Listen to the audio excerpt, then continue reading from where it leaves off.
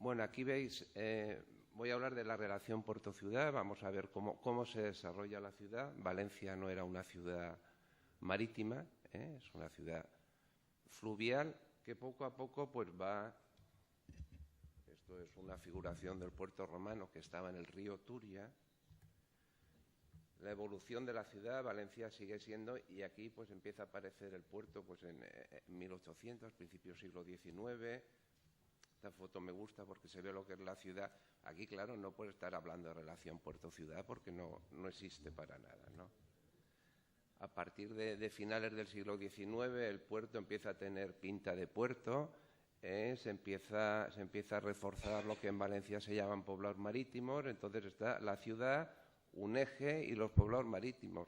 Pues esta gente, pues cuanto más lío hubiera en el puerto, mejor, porque más jornales hacían. O sea que ellos estaban encantados del puerto, de la relación con el puerto, y no había que hacer nada de lo que estamos haciendo ahora. Sigue avanzando, se va el eje que une la ciudad, y bueno, pues siguen siendo poblados marítimos,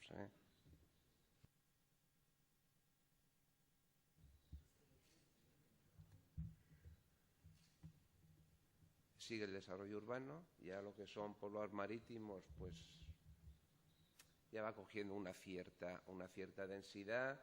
La dársena se va macizando, ya empieza a llegar el ferrocarril, esto ya empieza a ser un puerto que ya puede generar cosas a la ciudad.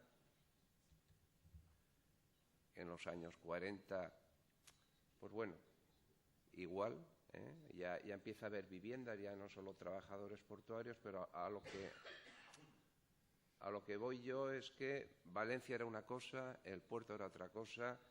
Yo cuento siempre que yo cuando tenía 8 o 9 años, y si mi madre se enteraba de que yo iba al puerto, me reñía, porque pero ¿cómo te has escapado al puerto? Y a veces nosotros, pues, ¿os acordáis cuando el Domum, que te dejaban ir gratis en los tranvías? Cogías una hucha con un negrito, entonces podías subir a los tranvías.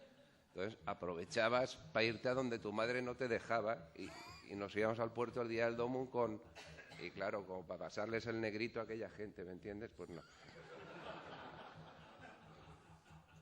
Entonces, en Valencia hay un hecho que define la ciudad. Este es el río, y en el año 57 se produce la riada, se produce la riada del 57, aparte de muchas, la más grande. Esto es el puro centro de Valencia, el puro centro de Valencia en aquel año. Este es el edificio El Reloj, que Jorge estuvo ayer, los compañeros de Baleares estuvieron ayer. Este es el edificio El Reloj y el puerto. Y, pues bueno, se desvía el cauce del Turia, se desvía por aquí, y este marca el límite sur de la ciudad y también marca el límite sur del puerto. En aquel momento no se sabía, pero al final ha sido eso lo que marcó el límite sur del puerto. Ya este es el plan general del 87 que lo está revisando.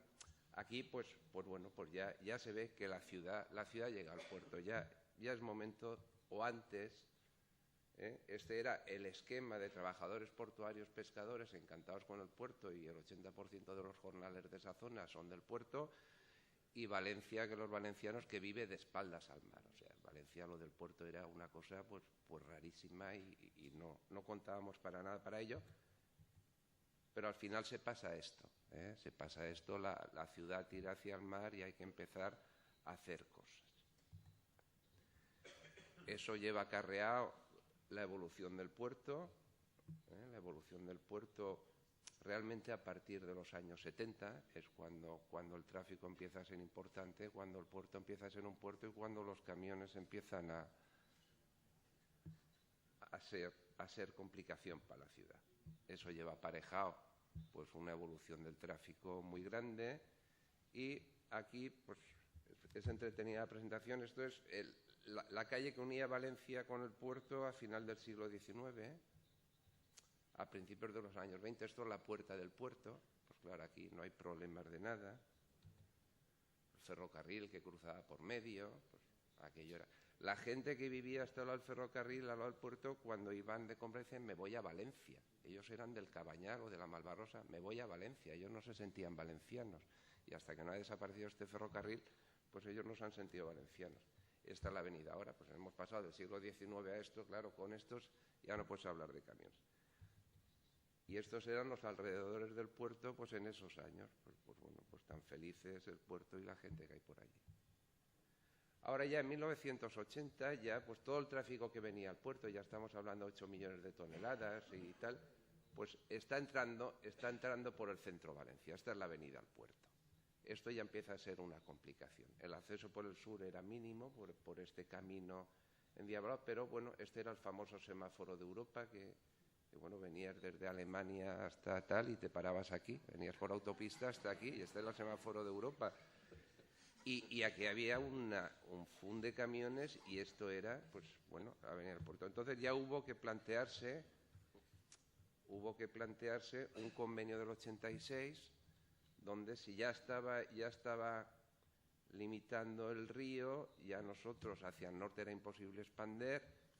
El nuevo cauce había traído una red de autopistas hasta ahí y parecía que por ahí había que meter el acceso. Entonces, pues a cambio de liberar sin perder el dominio público, dejar el acceso de la gente aquí, dar en concesión este paseo al ayuntamiento por 1 peseta al metro cuadrado y estas cosas simbólicas de antes, pues bueno, se hizo y ordenar estas zonas un convenio por el cual pudimos meter ese acceso y después de ese acceso pues ya el acceso ya entra por el sur y ya no cruza para nada la ciudad. Por ahí se desarrolla tal. Luego el otro convenio ya con la dársena interior, lo que hablábamos antes de los tráficos, ya no sirve para el tráfico portuario. Teníamos necesidades, que era un nuevo acceso ferroviario, una zona de actividades logísticas y un futuro acceso norte, y entonces planteamos un convenio con la Administración Central del Estado, el Gobierno regional y el Ayuntamiento. Bueno, el ferrocarril lo conseguimos, entraba por medio de la ciudad, aquí había una barrera de hierro, que la ciudad no se hubiera podido hacer nada de eso con el ferrocarril pasando por ahí. Dentro de ese convenio negociamos y tenemos un buen acceso ferroviario. No. La zona de actividades logísticas, pues fue un gran sacrificio para el ayuntamiento defender que una cosa que era suelo no urbano de protección especial, pasarlo a zona de actividades logísticas, pues claro, ahí le tuvimos que prometer que le íbamos a dar en propiedad parte de la dársena, o sea, porque la apuesta al ayuntamiento eso le costó, fue duro. Esta es la zona de actividades logísticas y al final esta es la historia de las cesiones de Valencia antes de Copa América, ¿no? Que esto lo que iba a ser el balcón al mar antes de Copa América y luego viene Copa América. Viene Copa América para aprender. Luego esto al final ya no es tan así, ¿no? Pues el puerto le llega aquella cosa y dice, bueno, nosotros estamos aquí para el negocio, no para la Copa América. Que no nos cueste pasta, bueno, al final siempre te cuesta, claro, pero la idea, y por lo menos la diapositiva tiene que decir eso, y reposición de instalaciones afectadas. Con eso, pues la Copa vino porque esta gran dársena de 600 era lo que se encontraron los organizadores y además, pues bueno, pues luego esto fue complicado. Los primeros entrenamientos, cuando pasaban por aquí, pues ellos no respetaban ni al comisario ni a nadie. Ellos salían cuando tenían que salir, pues luego veréis cosas más graves del tema de Copa América. Y bueno, y al final, pues se planteó esto. Se planteó independizar lo que es la dársena deportiva de lo que es el tráfico comercial. Entonces quedó que se hacía esta bocana y este corte y esto que parece, pues la gente que no es del gremio se queda como muy sorprendida, ¿no? Le ven esta diapositiva y bueno, pues cogimos, cortamos, hicimos, pegamos y hicimos y los vecinos se quedan porque la verdad es que es sorprendente. Claro. Y pusimos ahí la Copa América. Entonces esto es ahora y bueno, pues esta es la historia. Al final es 1,5 millones de metros cuadrados que si los pones dentro de Valencia y conocéis Valencia, tengo otra que es la terminal de contenedores puesta aquí y se come todo esto, pero me da miedo sacarla. Poner una terminal de contenedores encima de la ciudad, veréis lo que os pasa, el susto que os dais. Y ya si éramos pocos, pues vino la abuela y tuvimos la Fórmula 1. y que la tuvimos también que meter ahí con todos. Ahora, la segunda parte, si tengo tiempo, ¿qué tengo? Tienes 5 minutos. Vale, porque he puesto el reloj, pero no he mirado que hora ha empezado, o sea que nada.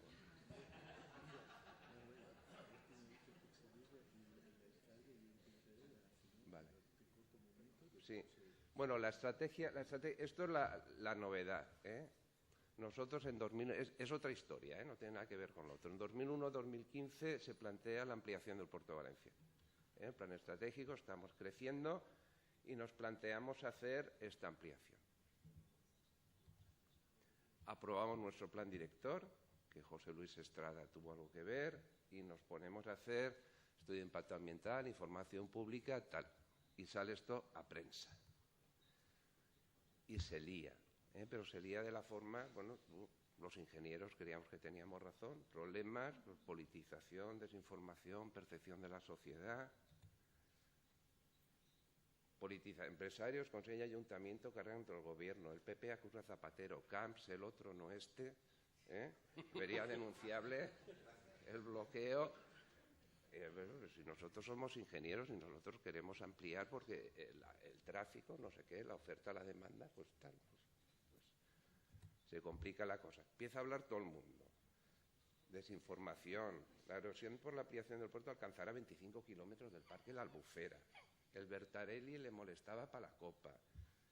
El Consejo no sé qué, trasladar el puerto a Sagunto porque había la discusión si Valencia o Sagunto. Y tú descolocado. Todo el mundo hablaba. Calatrava también. Sugiere llevar el puerto a Sagunto para la Ciudad de las Artes. La copa solo seguirá en Valencia si se frena la ampliación del puerto. Coño, pues váyase, o sea... Pero es que no había nadie que dijera, pero tú qué tontería estás escribiendo. Es que estos titulares los tenías que leer y no salía al día siguiente 1000 cartas al director diciendo... Fantástico, lamenta el daño que el puerto comercial causa a la Copa. O sea, tenías que hacer la ampliación del puerto con cuidado de no molestar a la copa. Pero no había nadie que al día siguiente hubiera 1000 cartas al director diciendo, pero bueno, ¿esto qué? Tenemos que parar, ¿por qué? Pero aquí ¿qué está pasando? Tú que vas de tu escuela, ingeniero, y todo el mundo hablando, pero eso, que dice, oye, esto está cogiendo peso, oye, peligro, vamos, nosotros de esto ya no entendemos nada. Hay que hacer algo porque si no, por mucha razón que tengamos, se lo cargan, ¿eh? Y ya contratamos a una consultoría de comunicación. Oye, de esto no sabemos, vamos a traer una consultora de comunicación que nos diga lo que está pasando y eso cómo se puede resolver. Entonces ellos, pues bueno, enfocar estratégicamente todos los temas, ellos vinieron al puerto, que les contáramos. Ellos ya tienen a los medios de comunicación catalogados, ya saben los amigos, los enemigos, cómo atacar, cómo contraatacar. Analizar eso, vinieron al puerto, nos cogieron a unos cuantos, nos pusieron a hablar, nos grabaron, luego nos dijeron cómo lo había que hacer, cómo no lo había que hacer, quién podía comunicar, quién no podía comunicar. Todo eso, tú fíjate, para los ingenieros. Pero claro, esa es la historia y pues nos hemos profesionalizado. Relaciones con los medios, hay que impulsar la comunicación, porque entonces venía el periodista y decía, que escribas un artículo. ¿Quién? Yo no escribo nada. Y bueno, pues hubo que hacer todo eso. Ellos iban analizando el color de las noticias, cuántas positivas, cuántas negativas, y te llevaban a comer con un tío, luego con otro. Oye, una entrevista, si es que hay que darle la entrevista y la primicia, y ellos van manipulando. Formación de periodistas, pues te sueltan allí 25 tíos y tú pues a contarles lo que es la ampliación, lo que es un puerto, lo que es un impacto severo, un impacto reversible, un irreversible, una medida compensatoria, para que ellos, más formación de periodistas, o sea, tuvimos que tal, esto que te decía, pues aguantarles entrevistas, escribir artículos, cosas que tú no te lo habías planteado, no te lo planteabas nunca. Tú eres la autoridad portuaria, has hecho un estudio, un plan director, te lo han aprobado en puertos del Estado, tienes razón, pues ¿por qué no? Y tienes una declaración de impacto, ¿por qué no se va a construir? Y esto es lo que hay que hacer con este tipo de cosas. relaciones institucionales, no solo con los que tienen que hacer algo, sino con todo el mundo, las cámaras, los empresarios, no sé qué. Oye, escribir vosotros, potenciar ese tema, por no hacerlo largo, con el entorno, a los vecinos, a los camioneros, a los no sé qué, tener charlas con todos, presentaciones específicas, contándoles la ampliación, la no ampliación, la basculación de la playa, la arena, y tratar y contárselo de forma con ejemplos que ellos entendieran. Pues bueno, que no pasaba nada. Mira la Copa de América, ¿dónde está? Que no pasaba nada si se iba a la Copa de América, pero que el puerto, levantar la persiana, pues soltaba 5.000 jornales al día y eran 5.000 camiones los que iban allí, y a lo mejor pues el novio de tu hija es camionero, le decías hablar de las asociaciones de vecinos y trabaja aquí. Porque claro, el defecto de los puertos es que no hemos comunicado la importancia económica y social que tenemos. Entonces, aquí nos tocó explicar toda la falla en Valencia a todo el mundo para que vieran que la ampliación del puerto no es que nos íbamos a forrar a 3 contenedores y nos íbamos a cargar todas las playas del sur, que nosotros íbamos a cobrar igual, con puerto ampliado que sin ampliado, pero bueno, ya me voy, he acabado. Después del plan de comunicación, los resultados, empezó a cambiar la prensa, empezó a cambiar la cosa, y bueno, sí, la vital necesidad del puerto, tal, respalda el crecimiento del puerto, y ya cambia la cosa, y al final conseguimos la DIA, pero bueno, la enseñanza es que no creerse que tú controlas, porque hay unas cosas que no controlas, y los medios, la comunicación y la sociedad no se controla, y es bueno ir de la mano del experto. Y esto era lo que os quería.